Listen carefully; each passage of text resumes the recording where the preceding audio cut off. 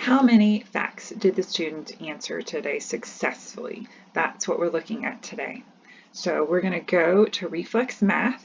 We're going to click Login and go to Educator Login.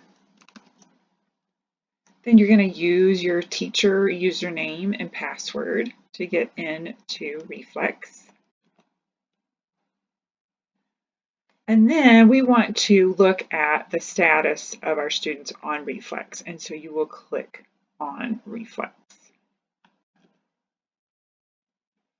Up pops the page with reports, and the reports are listed by class name. So I'm just going to go into this very top one, click View Reports. And then this screen pops up that shows me just that class's reports. And I have the students' names hidden so you can't actually see that. So I want to see all my students. I don't want to just look at one class. And so you can click this drop-down menu and go to the very bottom and click All Classes.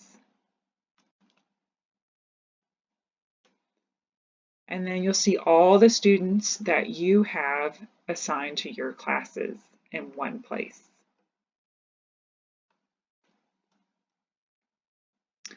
I want to see only the students at the top that have logged in recently. And so I click on this last column and it will show who has been on the most recently. And then you can click on their usage, and that is where we're going to go to start looking at numbers of facts.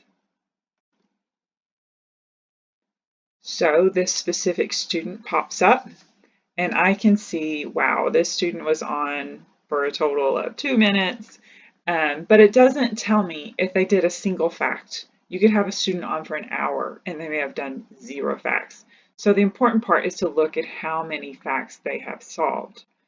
Now, if this is the only time they've logged in, you can look at this number of facts solved, and that will tell you. But if this is showing 2 weeks of information, then the fastest way I found is just to go to the table.